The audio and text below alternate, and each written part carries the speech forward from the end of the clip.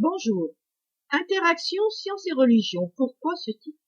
Ce sont les deux paramètres déterminant l'apparition et l'évolution d'une civilisation. Le rite funéraire, premiers outils pour la préhistoire, puis apparition des croyances religieuses, et enfin la science. Toutes deux déterminent l'organisation d'une société.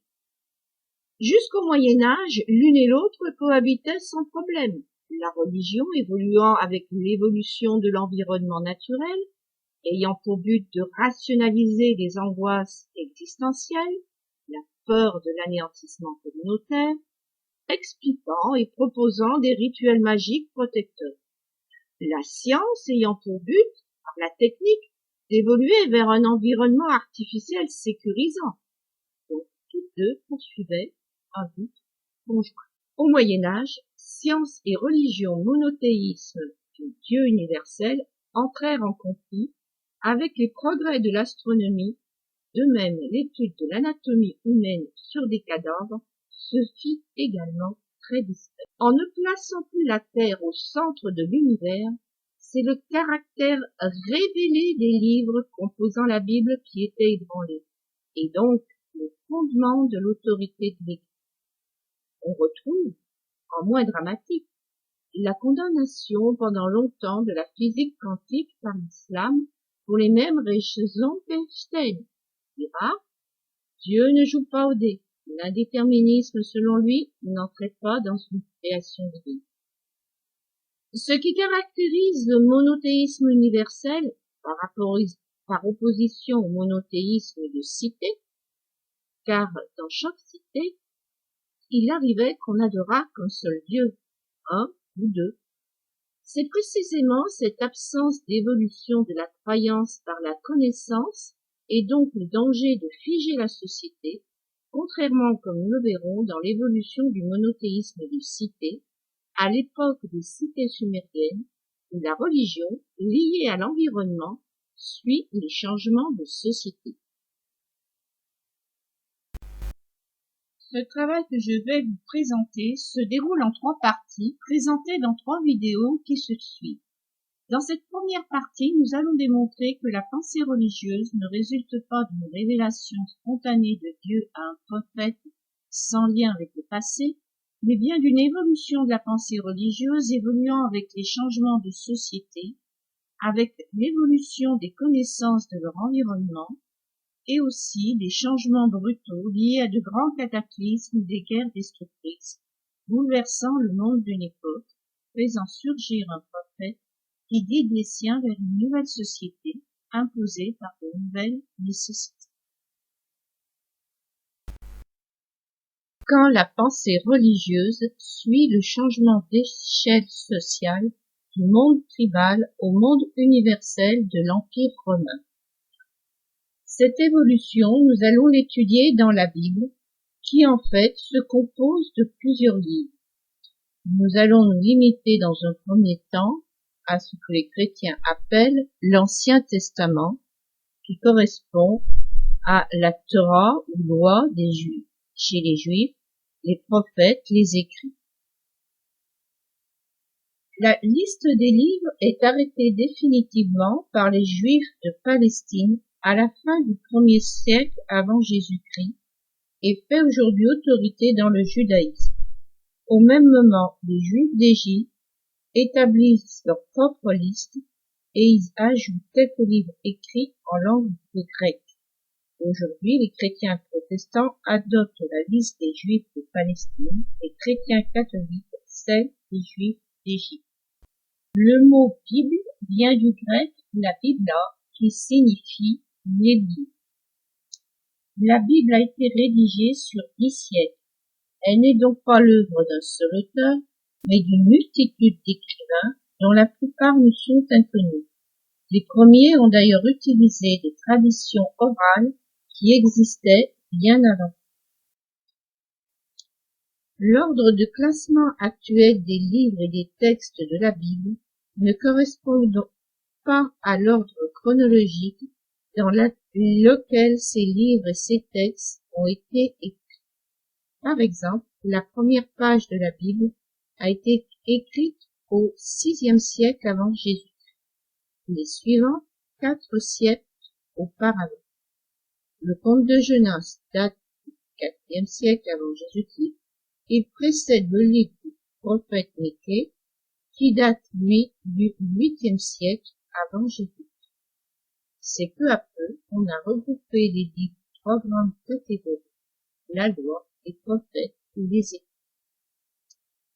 L'unité malgré tout. Un certain nombre de livres sont la fusion de plusieurs livres écrits auparavant. Par exemple, les livres de la Genèse et de l'Exode mêlent des écrits provenant d'époques et de lieux différents. Le livre d'Isaïe comprend les œuvres de 3 auteurs. Ce qui fait cependant l'unité de tous les livres de la Bible, si divers les uns des autres, corrigés et réécrits 100 fois, c'est qu'ils sont tous, et chacun à sa manière, l'expression de la foi d'Israël. Le livre de la Genèse est le livre le plus ancien de la Bible. Il présente la création du monde et il est suivi par l'histoire des patriarches, c'est-à-dire ceux qui ont pour mission de peupler le monde. Plus exactement, ils ont connu une époque ancienne.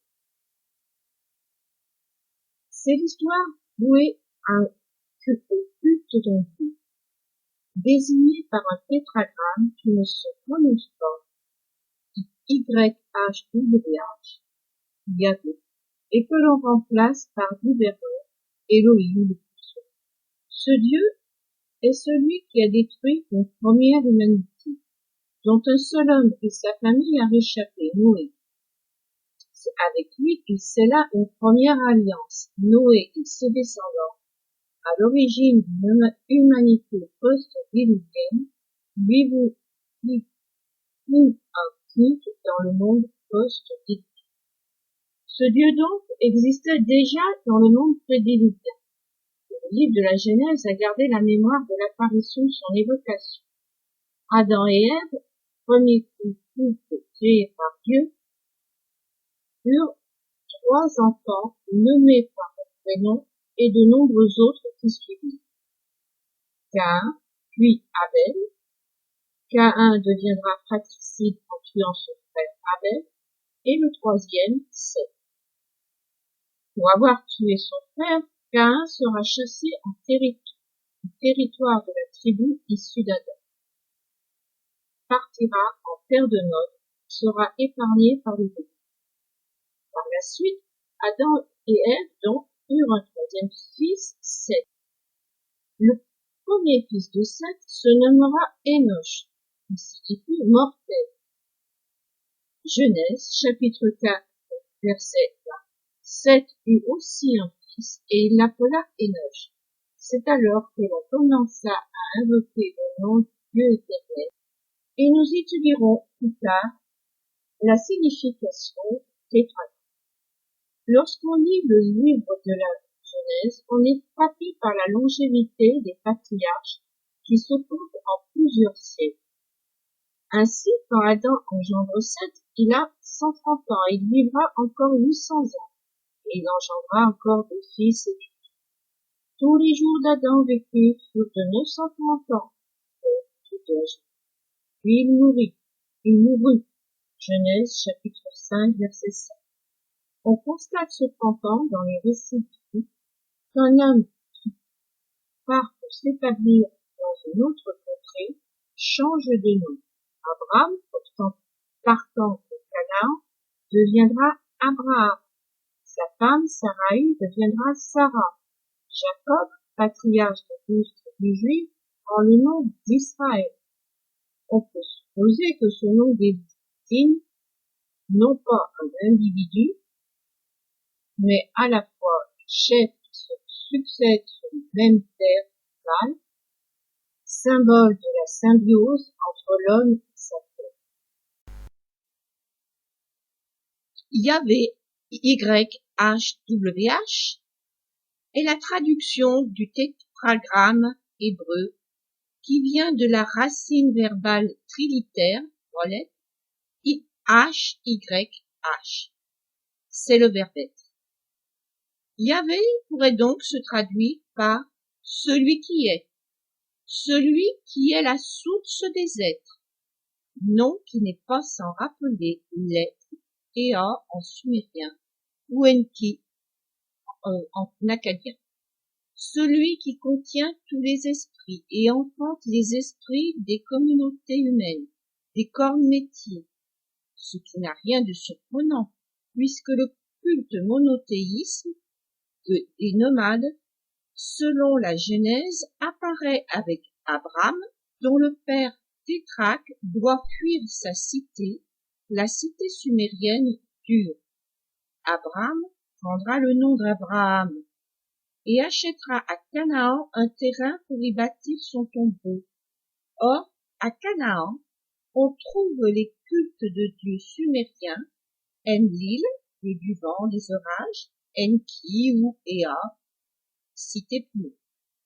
D'autre part, si le sumérien aura disparu vers le XXe siècle avant Jésus-Christ et est remplacé par l'akkadien, le sumérien écrit restera la langue universelle de l'époque, un peu comme le grec, le latin dans l'Antiquité, ou le français sous Louis XIV, l'anglais actuellement. Le sumérien sera utilisé par les prêtres jusqu'au 1er siècle avant Jésus-Christ, d'où l'explication de la transmission sur des millénaires de mythes à des peuples voisins ou envahisseurs. Nous avions une communication dans une langue commune de chefs religieux de peuples différents. Les repères chronologiques du livre de la Genèse. Le livre de la Genèse nous explique la création telle qu'on l'envisage à l'époque, nous donne le nom du premier homme créé par Dieu, Adam, et nous explique également quand est apparu le culte de ce Dieu. En effet, nous pouvons lire à la Genèse, dans le livre de la Genèse, chapitre 4, verset 25, Adam connut encore sa femme, elle enfanta un fils et l'appela du nom de Seth, car dit-elle, Dieu m'a donné un autre fils à la place d'Abel que Caïn a tué. Seth eut aussi un fils et il l'appela du nom d'Énoch. C'est alors que l'on commença à invoquer le nom de l'Éternel.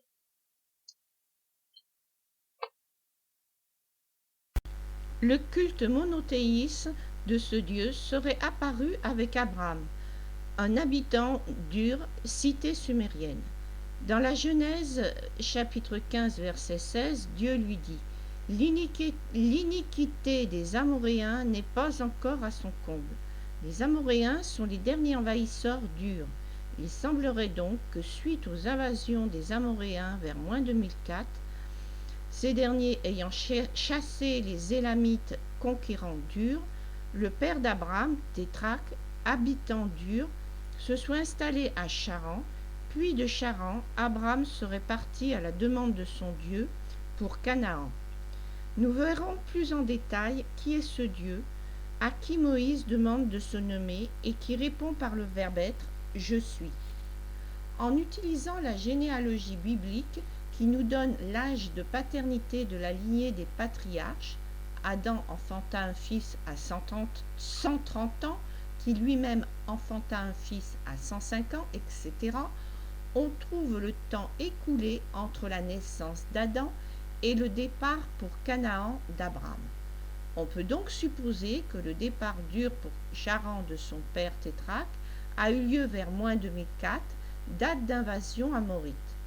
Inversement, en prenant pour date moins 2004, comme date de départ d'Abraham pour Canaan, on trouve qu'Adam a vécu vers 2021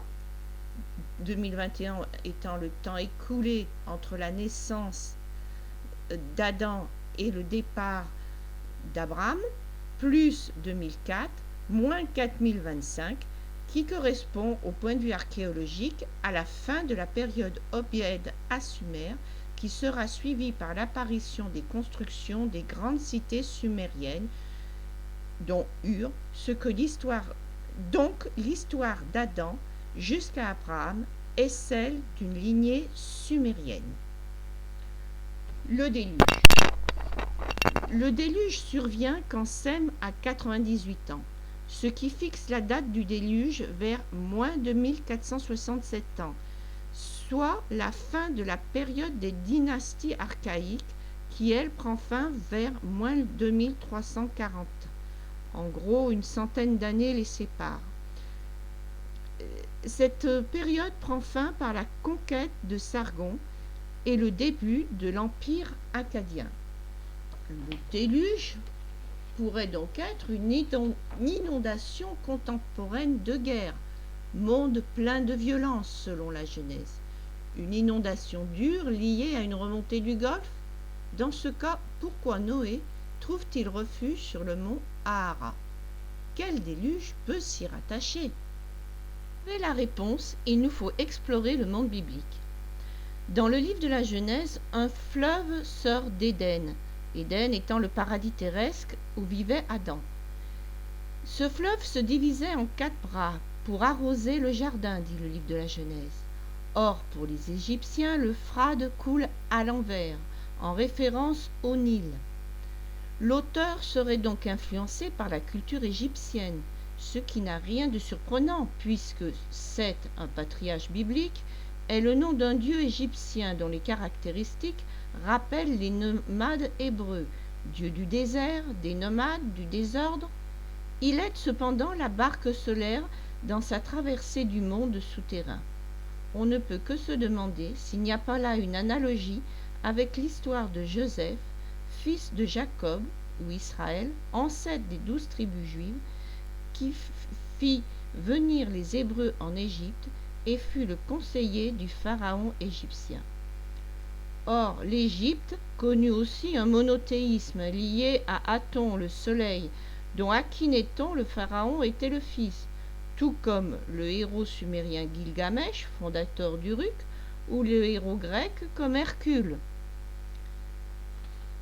Le fleuve qui sort d'Éden, paradis perdu, serait donc l'Euphrate après sa confluence avec le Tigre, et les 4 bras seraient l'Euphrate et le Tigre avant la confluence, le deuxième fleuve Pichon qui, selon la Genèse, entoure le pays de Cush, pourrait être le Karun et son affluent, le Kessan, qui effectivement sont au nord et au nord-est d'Élam, une civilisation contemporaine dure au sud-ouest du plateau iranien.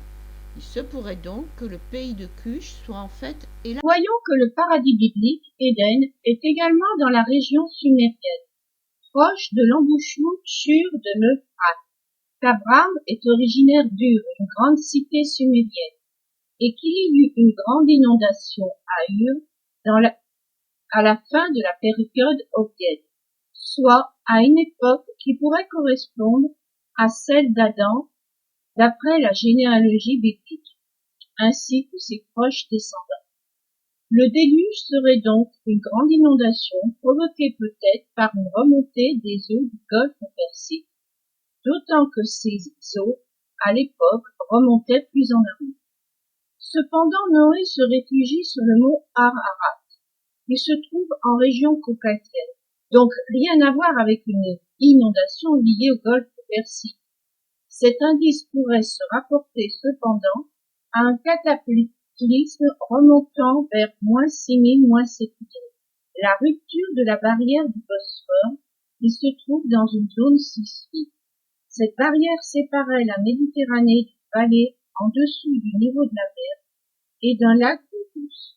Après la rupture, une vaste inondation toucha toute la région, puis, après le retrait des eaux en partie, donnera naissance à la mer Noire. Nous allons donc étudier ce cataclysme. Sur cette image de bathymétrie, nous voyons nettement le contour d'eau profonde correspondant au bord de l'ancien lac et à l'extérieur le contour actuel de la mer Noire qui recouvre des terres en moindre profondeur. Sur ces deux clichés, nous voyons à gauche l'ancien lac à moins 150 mètres au-dessous du niveau de la mer et à droite la mer Noire existant entre moins 1500 ans et moins 1550. Sur ce schéma, qui se lit de bas en haut, nous voyons vers moins 18 000 baisse du niveau des eaux du fait de la glaciation.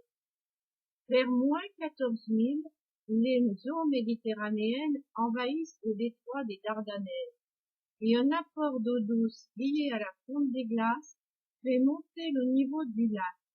Vers moins 9 000, l'eau salée ne peut pénétrer en mer Noire, soit du fait de la barrière rocheuse de Bosphore ou d'un écoulement à sens unique des eaux douces vers la mer.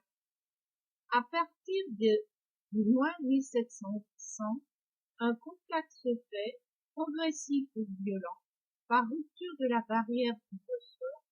L'eau salée pénètre dans l'ancien lac qui deviendra la mer Noire. Sur ce cliché, avant la fermeture du Bosphore, nous voyons l'étendue des zones qui étaient couvertes par la mer, avant l'existence de la barrière du Bosphore, qui donnera ensuite notre fameux lac de Boue.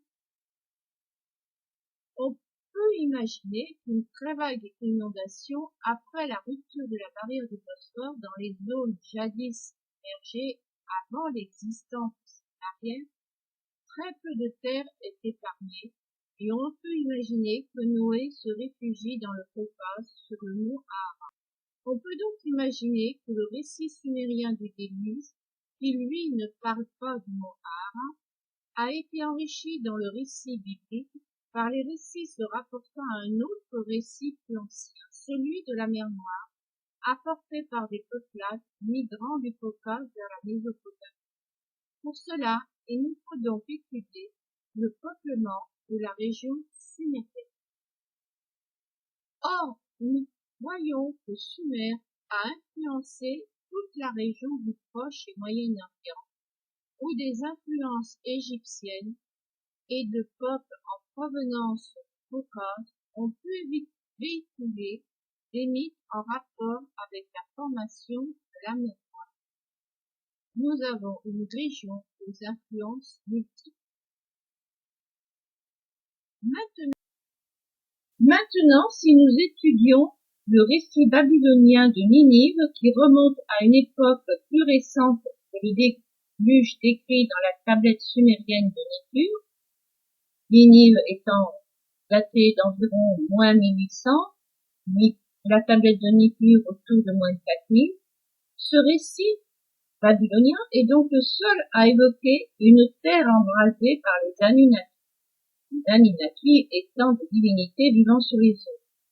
Les Anunnaki qui brandissent leurs torches, incendiant le pays tout entier, tandis qu'Adad, l'orage, réduit en ténèbres tout ce qui avait été lumineux et qui brisèrent la terre comme une peau de terre. Ce récit date donc du XVIIIe siècle, soit autour de moins 1700 à moins 1600. Or, l'explosion en Méditerranée du Santorin, et qui aurait peut-être été à l'origine des récits bibliques du Diplée d'Égypte, survint autour de moins 1628 à moins 1600, et des traces de tsunami d'Égypta ont été retrouvées sur tout l'est de la côte méditerranéenne. Cette explosion eut donc un impact régional, et Babylone était une ville centralisatrice, ayant des relations culturelles dans toute la Mésopotamie, mais aussi jusque sur la côte méditerranéenne. Sa littérature ne pouvait pas avoir ignoré le cataclysme du Santorin aux répercussions sur toute la côte est de la Méditerranée. Dans le livre biblique de la Genèse, tout comme dans les récits d'Atrasis, héros sumérien du déluge, nous retrouvons la description d'un déluge. Il est vrai que le Dieu décrit dans les premières pages du livre de la Genèse ressemble fort à Enlil, dieu du souffle, souffle de l'air, vent violent destructeur, phénomène météorologique extrême qui caractérise ce dieu sumérien. Dans le livre de la Genèse, le Dieu créateur du ciel et de la terre est aussi celui qui donne la vie à Adam en soufflant sur l'argile. Ce même Dieu provoque le déluge et prévient Noé, cependant, en lui donnant le moyen de survivre en construisant l'arche. Dans le récit sumérien, c'est Enlil qui provoque le déluge. Enki-Ea prévient Noé, le dieu de la Genèse, tout comme le dieu de Babylone, Marduk, car les Juifs du royaume de Juda vécurent en exil à Babylone. Ce dieu donc de la Genève semble fort, tout comme Marduk, être un héritier du dieu sumérien Enlil. La description de la première alliance faite par le Dieu de la Genèse avec tous les êtres vivants est à la fois poétique et très évocatrice de Enlil, ou Marduk, qui le supplantera à Babylone en s'appropriant de ses fonctions. Genèse chapitre 9, versets 8 à 17. Dieu parla à Noé et ses fils en disant : « Voici, j'établis mon alliance avec vous et avec votre postérité après vous, avec tous les êtres vivants qui sont avec vous, tous les oiseaux que le bétail et tous les animaux de la terre. J'établis mon alliance avec vous. Aucune chair ne sera exterminée par les eaux du déluge, et il n'y aura plus de déluge pour détruire la terre. » Et Dieu dit : « C'est ici le signe de l'alliance que j'établis entre moi et vous et les êtres vivants qui sont avec vous pour les générations à toujours. J'ai placé mon arc dans la nuée, et je me souviendrai de mon alliance entre moi et vous et les êtres vivants, et les eaux ne deviendront plus un déluge pour détruire toute chair. » Dieu dit à Noé : « Tel est le signe de l'alliance que j'établis entre moi et toute chair qui est sur terre. » Cette alliance est donc un arc-en-ciel, un phénomène météorologique qui correspond tout à fait donc à Enlil, le dieu qui se caractérise précisément par des phénomènes météorologiques. Cette évolution de la conception des divinités est le fruit d'une évolution sociétale. Chez les Sumériens, le dieu Enlil représente à la fois la force créatrice et capable de détruire cette même création par le déluge. Un autre dieu, Enki, rusé, maître de toutes les sciences et des eaux souterraines, source de vie, va créer les hommes pour que les dieux secondaires n'aient plus à travailler, mais par contre, il abaisse l'espérance de vie des humains pour calmer le courroux d'Enlil, furieux de voir que Ea a sauvé du déluge Arthrasis. Ea est également celui qui envoie des génies afin d'instruire les hommes. De même, le livre de la Genèse précise en employant le pluriel, donc sous-entendant plusieurs dieux, la raison pour laquelle Adam et Ève sont chassés d'Éden après avoir mangé du fruit de l'arbre de la connaissance. Voici, l'homme est devenu comme l'un de nous par la connaissance du bien et du mal. Empêchons-le maintenant d'avancer sa main, de prendre de l'arbre de vie et vivre éternellement. Dans les deux cas, nous avons un Dieu qui craint que les hommes deviennent trop puissants, un symbole de l'homme voulant dominer les forces de la nature, ce qui cause le courroux du Dieu créateur. Dans les deux cas, les forces créatrices deviennent destructrices. C'est le cas aussi bien à Babylone et son dieu Marduk que dans le livre de la Genèse des Hébreux. Cependant, à Sumer, le Dieu protecteur des humains est lié uniquement à l'esprit ingénieux d'Ea. Maintenant, penchons-nous sur Marduk, le dieu de Babylone où vécurent en exil les Hébreux du royaume de Juda. Il a le rôle créateur d'Enlil, mais il permet également la création des hommes, tout comme Enki-Ea. Dieu, source des esprits et des savoirs, des eaux souterraines, de tout ce qui est animé par un esprit. Dans le livre de la Genèse, on retrouve également le Dieu vivant qui anime par son souffle Adam, et Jésus naît d'un souffle sur Marie dans le Coran. Mais les animaux semblent aussi posséder une âme, à l'inverse de la cosmogonie babylonienne. Dans le premier cas, seuls les hommes sont créés par Enki.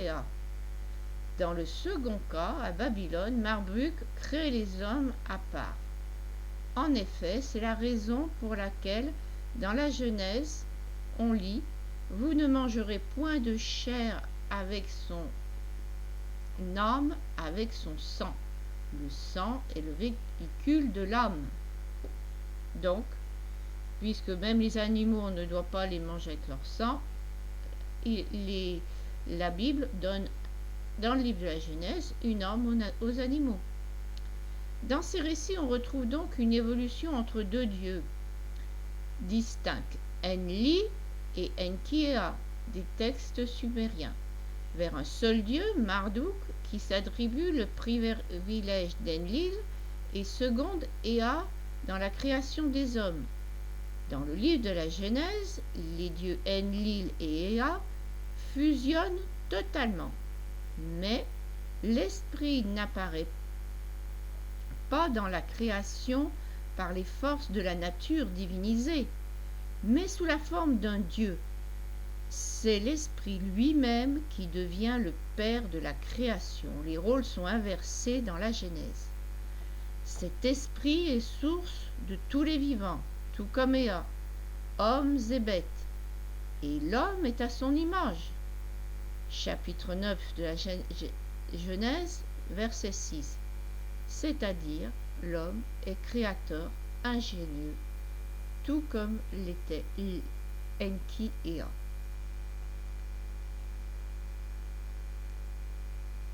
Le Dieu de la Genèse, comme Enlil, ne séjourne pas en un lieu particulier, il est partout. C'est un Dieu violent, car jaloux, et ce caractère jaloux, ce sera la seconde alliance avec Abraham qui nous en donnera l'explication. Ce Dieu, en effet, ne l'oubliant pas, le Dieu d'Abraham. Nous avons vu que les textes bibliques ne sont pas en ordre chronologique, issus parfois de mythes oraux encore plus anciens et recopiés une multitude de fois.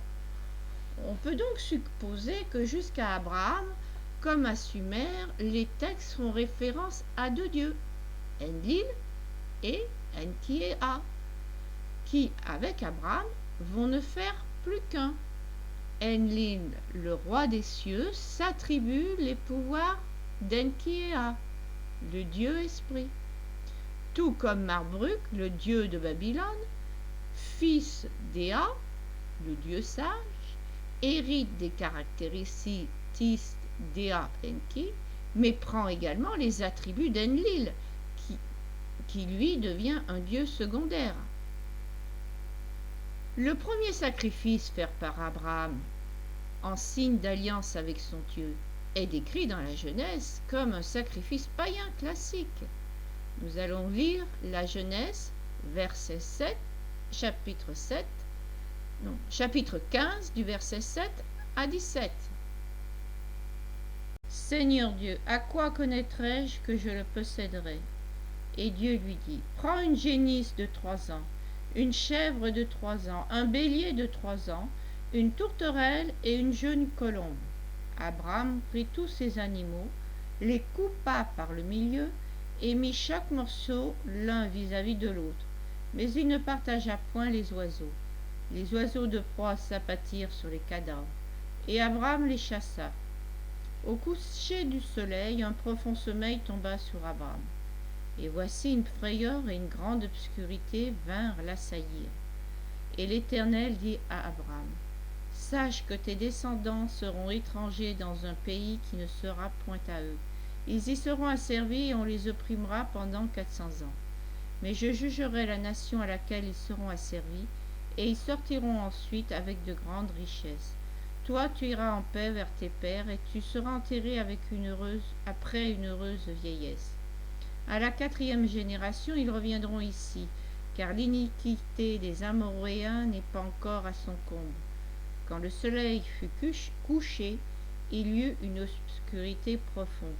Et voici, ce fut une fournaise fumante, et des flammes passèrent entre les animaux partagés. Alors que la première alliance concernait tous les survivants du déluge descendants de Noé, la seconde alliance concerne seulement la descendance d'Abraham, patriarche des Hébreux et des Arabes. Dans le livre de la Bible, les livres bibliques concernent seulement les Hébreux. Ces derniers lui doivent un culte unique, car il a gardé d'Enlil la suprématie sur les autres dieux, et servir un autre dieu, semble-t-il, pourrait lui faire affront. Aussi, en terre étrangère, Moïse précise souvent « Mon Dieu est plus fort que les autres dieux ». Il est bien question ici de suprématie légitimant un culte unique et non pas de monothéisme, en échange de quoi il est promis à Abraham une nombreuse descendance, une terre sacrée entre le Nil et l'Euphrate. Moïse lui-même pourtant fera une idole, sur ordre de Dieu, dira-t-il, pour traverser une vallée dangereuse, une idole ayant la forme d'un serpent en airain. Enki était source de savoir, du savoir-faire humain, des corporations. De la même manière, dans le livre de l'Exode, lit-on chapitre 31, « J'ai choisi Betsahel, fils d'Uri, fils d'Ur, de la tribu de Juda. Je l'ai rempli de l'Esprit de Dieu, de sagesse, d'intelligence et de savoir en toutes choses. » Ce sera seulement sous le règne d'Ézéchias, 13e roi du royaume de Juda, sous le conseil d'Isaïe et Michaë, les prophètes, que les idoles furent brisées, y compris le serpent d'airain qu'ordonna de fabriquer Moïse et à qui les Hébreux rendaient un culte. Le culte des idoles disparaîtra définitivement avec Josias, 16e roi de Juda, qui régna vers -639 à -609. Le livre de la Genèse. Le début de la Genèse nous raconte le mythe de la création universelle du ciel et de la terre. Ce récit, écrit au VIe siècle avant Jésus-Christ, est plus récent que les pages suivantes qui datent du Xe siècle, soit 4 siècles auparavant. Dans les pages suivantes du livre de la postérité d'Adam, Adam et Ève apparaissent non pas comme le couple ancestral de tous les hommes, mais d'un ensemble de peuples anciens d'une vaste région, couvrant à la fois l'Europe et le Moyen-Orient. À la fois les descendants de son fils Caïn, qui a fui après l'assassinat d'Abel, son frère, en terre de Nod. Ses descendants donc échappèrent au déluge, et les descendants de Noé, unique descendant du troisième fils d'Adam, Seth, épargné par le déluge, et qui peuplèrent l'Orient. Ce livre précise que Dieu fit Adam à sa ressemblance. Il nous précise quand débuta le culte du Dieu éternel, après la naissance d'Énoch. Énoch, qui signifie mortel.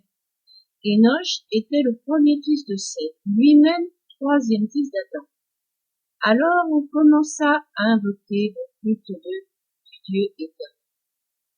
Ceci n'est pas sans nous rappeler le récit de Gilgamesh des tablettes sumériennes, roi mythique qui devient Dieu, ou les héros grecs à la recherche de la gloire éternelle.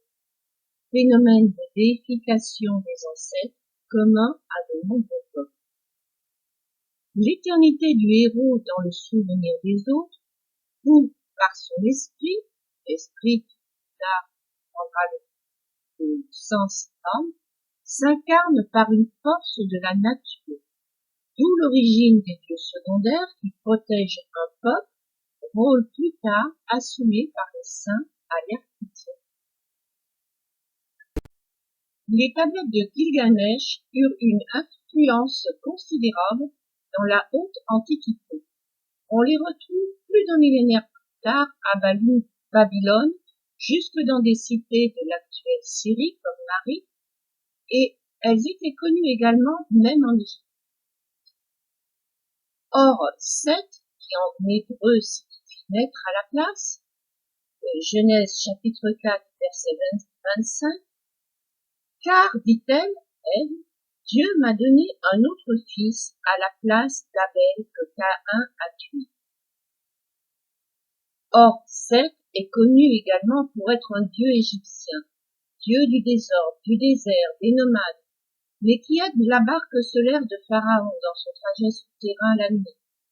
On peut donc se demander si ce Dieu éternel, par opposition à son fils mortel, n'est pas Seth, ancêtre d'un peuple nomade du livre de la Genèse. D'autant que les Hébreux auraient, selon la Genèse, séjourné longtemps en Égypte.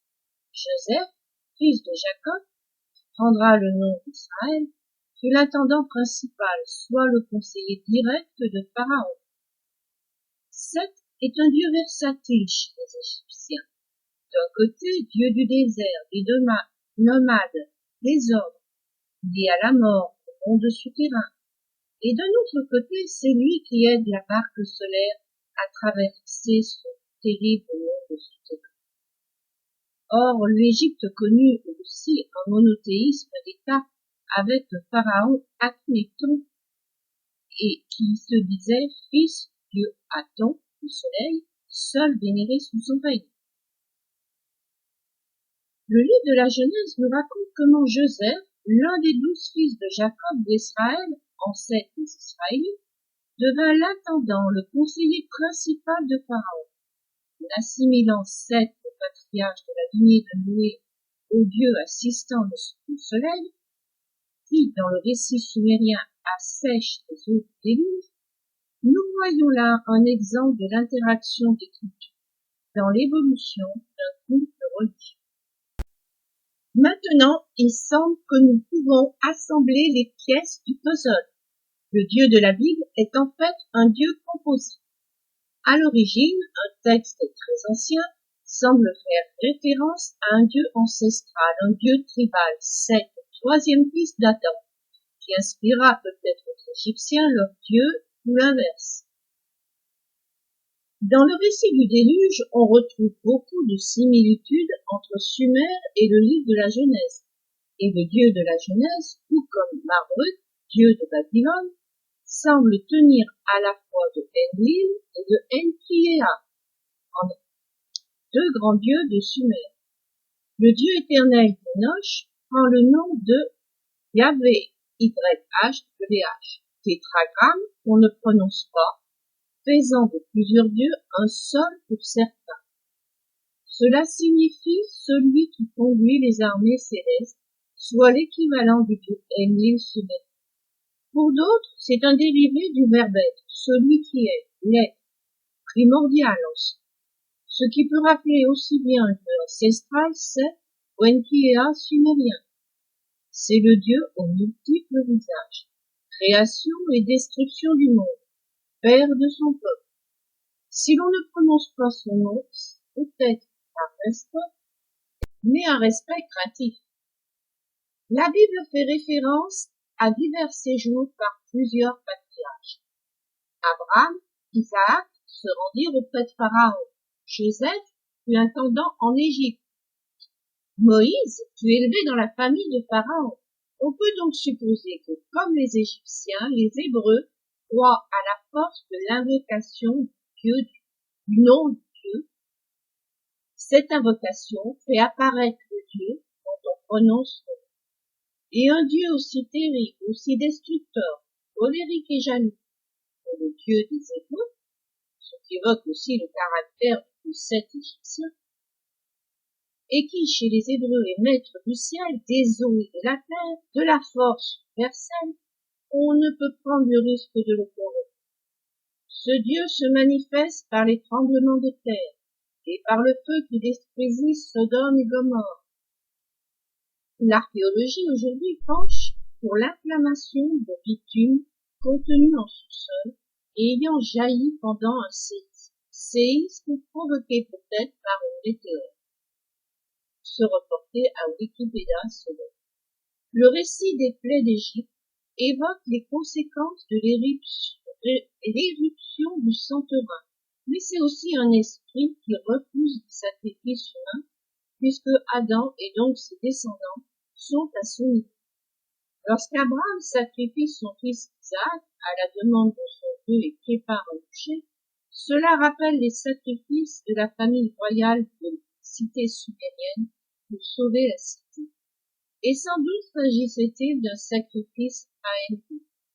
Le bélier, pris dans la broussaille du récit biblique, ressemble à un moyen de l'ingénieux Enki-Ea sumérien qui sauva du déluge le Noé sumérien.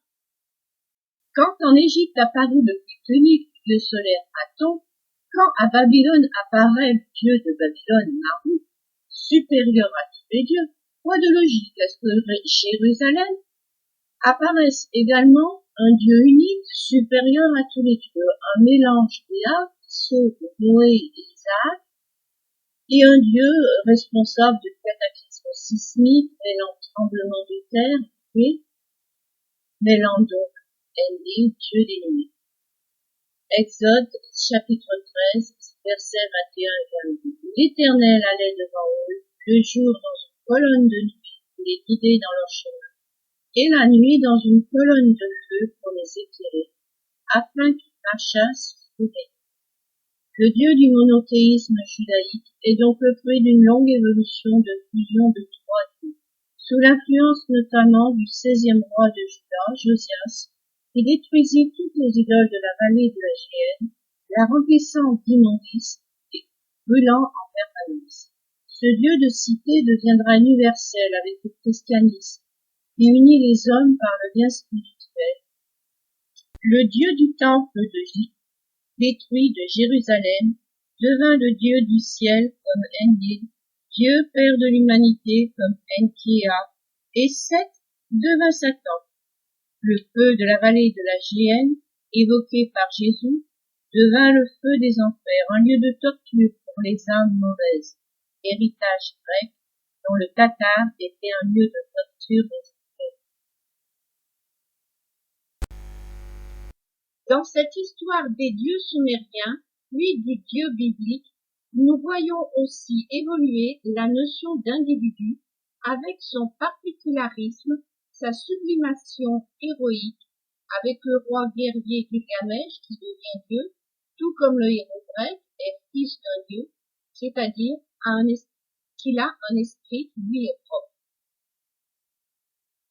L'orgueil également dans la déification de Dieu. Le dieu Ea Enki sumérien donne une qualité à une communauté humaine qui s'identifie par son action, guerrier artisan, lignée royale. Dans le récit biblique, l'individu acquiert une âme. Mais de cette identité fusionnelle, le livre de la Genèse a gardé mémoire. Les patriarches, jusqu'à Abraham, vécurent souvent plusieurs siècles, ce qui correspond plutôt à l'âge d'existence du tribu sur sa terre, protégé par un dieu central. Quand un homme quitte sa terre, il sert sur une autre terre un autre dieu, maître de sa vie, et il devient le patriarche d'une nouvelle tribu qui prend un nouveau nom. Ainsi, Adam est le nom à la fois de la tribu mère et l'âge d'Adam, le temps que cette tribu vécut sous sa terre. Ainsi, quand Abraham part avec sa femme Sarai pour Canaan, il prend le nom d'Abraham et sa femme Sarah. Jacob, ancêtre des tribus hébreux, se sédentarise à Canaan, prend le nom d'Israël, nom donné à cette terre. L'individualisme connaîtra son apogée avec le christianisme, où tout être humain possède une âme, donc un esprit immortel, alors que la notion d'esprit d'une espèce animale disparaît. Cette notion d'individualisme permettra le questionnement individuel, aussi bien dans la pensée révolutionnaire sociétale que la curiosité scientifique. L'homme devient l'artisan de son propre changement. La période animiste est l'époque Éden, celle du chasseur-cueilleur. Chaque espèce animale est liée à un esprit communautaire et l'homme, totalement intégré et dépendant de la nature, se considère comme une communauté liée à un esprit tribal parmi d'autres tribus humaines ou clans animaux. Dans la mythologie sumérienne, l'homme et l'animal n'ont pas les mêmes créateurs. De la montagne cosmique, Enki, est né Enlil, dieu des phénomènes météorologiques et de la végétation. Enki se sépare en deux. En, le dôme du ciel, roi des dieux, et Ki, la terre. L'union de Enlil avec Ki donne naissance aux êtres vivants, animaux ou autres dieux secondaires, forces de la nature. Mais l'humanité, elle, est née de l'union d'Enki, Dieu Père, source des esprits, des communautés, tribus et corporations chrétiennes, qui reçoivent une qualité d'A, qui est aussi le Dieu de la sagesse et de la compassion. Enlil, cependant, donnera la pioche, symbole de l'apparition de l'agriculture. De même, Enki Ea tuera Apsu, dieu des eaux pérennes, qui devient son domaine, symbole de la maîtrise des eaux par l'irrigation fort ancienne, vers 3000 avant Jésus-Christ à Sumer. Marduk à Babylone, Yahvé à Jérusalem sont donc des dieux de cité, dont la puissance est universelle, symbole de l'évolution des techniques, de la protection offerte par la cité envers les forces de la nature et l'émancipation progressive de l'homme vis-à-vis du milieu naturel dans lequel il évolue. Et ce sera désormais envers le Dieu de la cité que les sacrifices seront faits prioritairement, de même que Rome déifie ses empereurs auxquels un titre obligatoire était imposé à tous les sujets de l'Empire. Avec Josias, 16e roi de Juda, moins 639-609, apparaît le totalitarisme religieux, l'obligation du culte à l'Éternel, l'interdiction formelle d'adorer d'autres dieux ou idoles, y compris dans la vallée de la Géhenne, à l'extérieur des murs de Jérusalem, où le culte à diverses idoles, d'autres dieux acquis. L'Église universelle ne fera donc qu'appliquer à l'échelle internationale le culte unique et obligatoire du Dieu du temple de Jérusalem.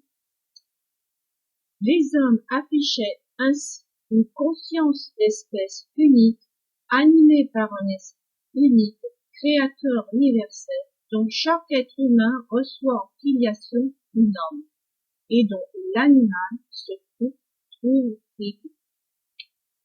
L'homme semble donc un héritage d'une qualité d'Ea, mais sous forme d'un esprit individuel et non pas donné à un groupe.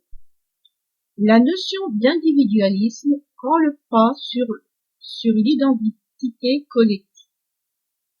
Ce qui explique que dans le judaïsme, l'animal, la femme, dépendant de son père, de son époux, et qui en est la propriété, n'a pas d'âme, ce que l'on retrouve encore aujourd'hui chez les talibans. Par cette étude, nous avons donc démontré que le concept divin, qu'il soit païen, chrétien ou musulman, ne relève pas d'une révélation faite à un moment donné et transmise de manière immuable de génération en génération, mais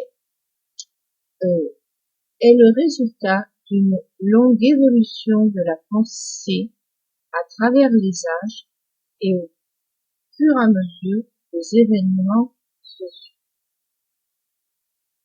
L'histoire des dieux nous raconte donc l'histoire des hommes. Fin de la première partie.